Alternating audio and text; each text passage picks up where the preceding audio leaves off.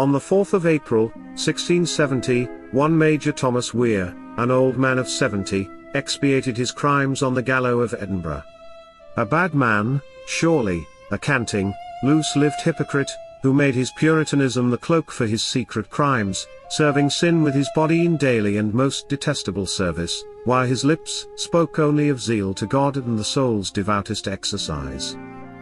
Still, it was a terrible fate for nothing more heinous than an unclean life, a purification by fire in truth, but not for the sanctification of souls. Perhaps he would have got off altogether, had he not been charged with witchcraft.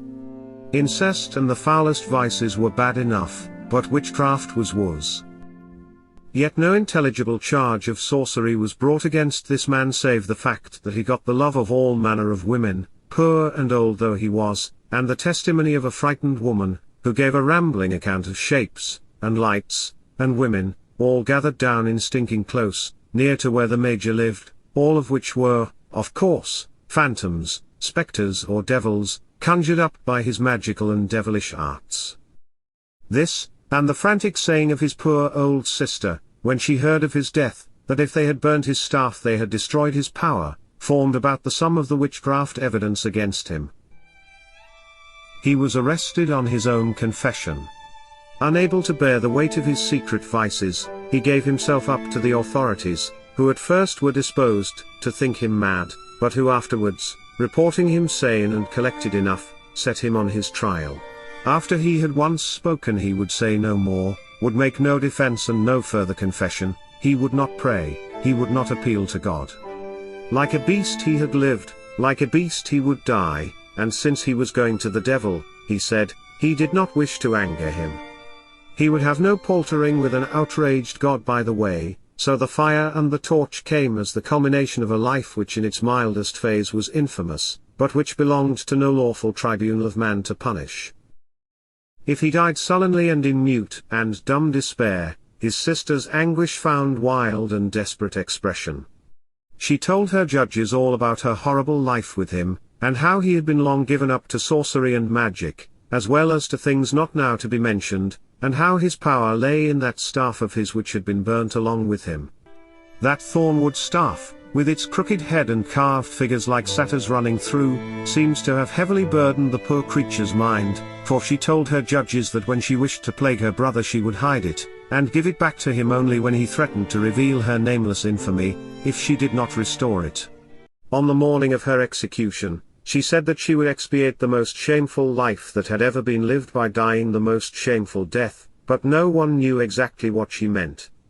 When she came to the place of execution, she was mercifully hanged, she began to talk wildly of the broken covenant, and exhort the people back to their old faith, and then she attempted to throw off all her clothes that she might die naked and ashamed.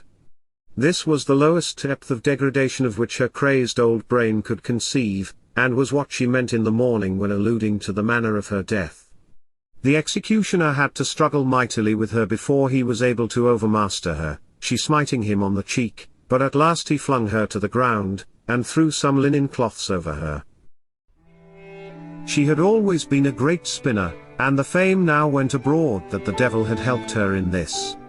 Asked if it was not so, she at the first denied disdainfully, use only and industry, she said, had made her so deft at her work, and the devil had done nothing for her, but afterwards she maundered off into some nonsense about her yarn, and how her distaff was often found full when she had left it empty, and how the weaver could never weave the thread spun from this yarn, which, of course, was devil's dust of the true kind.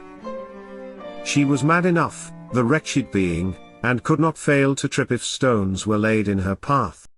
She said further that she was persuaded her mother was a witch.